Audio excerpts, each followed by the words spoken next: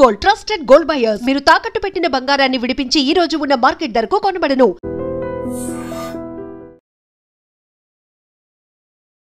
Welcome to IT news. This is Pavan. Breaking news చూస్తున్నారు. గత రాత్రి నుంచి హైదరాబాద్ లో భారీగా వర్షపాతం నమోదైంది.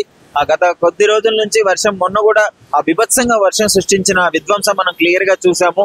ఫ్లైఓవర్ల మీద అయితే దాదాపు మోకాళ్ళలోతు నీళ్లు అయితే నిండడం జరిగింది.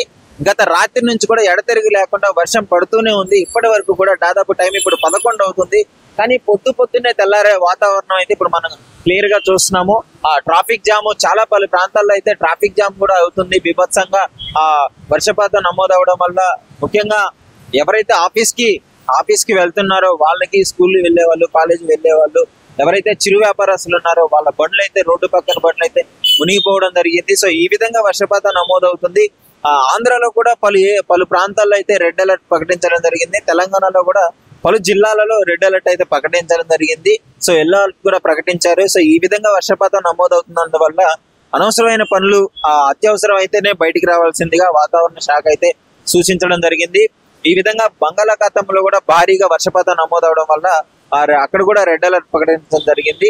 ఇక్కడ ముఖ్యంగా ఆంధ్రాలో కూడా బంగాళాఖాతం వల్ల వాయుగుండం ఉంటుంది అని చెప్పేసి అయితే గత 2 రోజులు, మళ్ళీ ముందున్న 2 రోజులు కూడా భారీగా వర్షాలు పడే అవకాశం ఉంది అని చెప్పేసి వాతావరణ శాఖ అయితే హెచ్చరించడం జరుగుతుంది. సో తెలంగాణలో కూడా పలు ప్రాంతాల్లో, పలు జిల్లాల్లో రెడ్ అలర్ట్ ప్రకటించారు. అదేవిధంగా హైదరాబాద్ లో కూడా కొన్ని ప్రాంతాల్లో అయితే లోతట్టు ప్రాంతాలు ఇంకా మునిగిపోవడం జరుగుతుంది. ఈ వర్షం అయితే వర్షం ఇంకా కురుస్తూనే ఉంది. మరి ఎంతవరకు కురుస్తుందో అయితే తెలియదు. ముఖ్యంగా చాలా జాగ్రత్తగా ఉండాలని చెప్తున్నారు.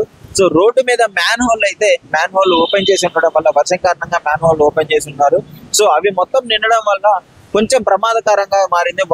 వాహనదారులు అవ్వచ్చు, నడుచుకుంటూ వెళ్లే వాళ్ళు అవ్వచ్చు, కొంచెం వాటిని చూసుకొని వెళ్ళవలసిందిగా వాతావరణ శాఖ అయితే హెచ్చరించడం జరుగుతుంది. జిహెచ్ఎంసీ అయితే ఎప్పటికప్పుడు మొత్తం క్లియర్ చేసే ప్రయత్నాన్ని అయితే వాళ్ళు చేస్తూనే ఉన్నారు. మరి చూడాలి. ఈ విధంగా వర్షపాతం నమోదవ్వడము కొంత ఇబ్బందికరంగానే మారింది తెలంగాణ ప్రజలకి అని చెప్పుకోవచ్చు. అదేవిధంగా ఆంధ్రాలో కూడా ఇదే వర్షపాతం నమోదవుతుంది. భారీగా కరీంనగర్, ఇలాంటి వరంగల్, ఇలాంటి ఏరియాల్లో అయితే ఇంకా భారీగా వర్షం పడుతుంది అని చెప్తున్నారు. ఇక్కడ కూడా పంజాగుట్ట, గచ్చిబౌలి ఇలాంటి మెయిన్ సిటీస్ లో అయితే వాన ఎడతెరిగి లేకుండా నైట్ నుంచి పడడం వల్ల కొన్ని ఫ్లైఓవర్స్ దగ్గర కూడా వాటర్ స్టోర్ అవుతుంది.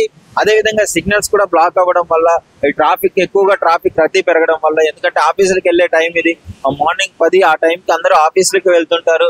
అందువల్ల ట్రాఫిక్ జామ్ ఎక్కువగా అవుతుంది.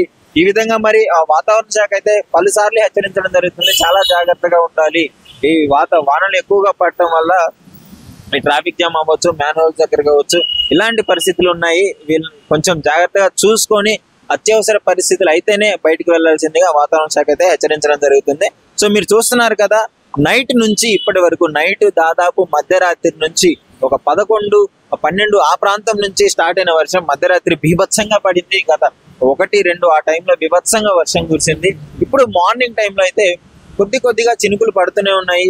ఇప్పుడు ఆ చినుకులు అయితే ఆగడం లేదు. మరి ఈ విధంగా వర్షం మళ్ళీ పెరిగే అవకాశం ఉంది అని కూడా చెప్తున్నారు. అందరూ గొడుగులు పట్టుకొని తిరగడము, ఈ విధంగా చేయడము, ప్రతి ఒక్కరి చేతిలో గొడుగే ఉంది. ఎందుకంటే మనం చూస్తున్నాం కదా, చూడొచ్చు, ఎవరి పనులు వాళ్ళు చేసుకుంటూనే ఈ వానలో కూడా పనులు అయితే ఆగడం లేదు. ఎందుకంటే డైలీ చేస్తేనే వాళ్ళకి డబ్బులు కాబట్టి కష్టపడి ఈ వానలో కూడా చేయడం జరుగుతుంది. ఏదున్నా వాతావరణ శాఖ అయితే కొంచెం హెచ్చరించడం జరుగుతుంది. కొంచెం జాగ్రత్తగా ఉండండి, అత్యవసర పనులు మానుకోండి, చూసుకొని వెళ్ళండి. మ్యాన్ హోల్స్ దగ్గర ఈ వాహనదారులు కూడా ఎక్కువగా ట్రాఫిక్ అయ్యే అవకాశం ఉంది. మరి క్లియర్ గా చూస్తున్నారు, చూడండి, ట్రాఫిక్ జామ్ అవుతూనే ఉంది. ఎందుకంటే మెయిన్ రోడ్డు మీద కూడా ఈ విధంగా ట్రాఫిక్ చేయడం అనేది ఈ వానలు పడేప్పుడే హైదరాబాద్ చాలా ఇబ్బందికరంగా మారుతుంది. ఎప్పుడైనా చూడండి, హైదరాబాద్ లో ఎప్పుడైతే వానలు పడతాయో కొంచెం ఇక్కడ ప్రజలు కూడా ఎక్కువగా ఇబ్బందులు పడాల్సి వస్తుంది. సో అదొక్కటి చూసుకొని దృష్టిలో పెట్టుకొని ఇక్కడ వ్యక్తులు వ్యవహరించాలని చెప్పేసి పర్యావరణ శాఖ కూడా కోరుతుంది. నిజంగా ప్రస్తుతం ఉన్నటువంటి సమాజం దేనికి ప్రయారిటీ ఇస్తుంది? ఆర్థిక సంబంధాల చుట్టూ మాత్రమే తిరుగుతుంది. మళ్ళీ ఎన్నికలంగానే చాలా విరక్తి కలుగుతాం.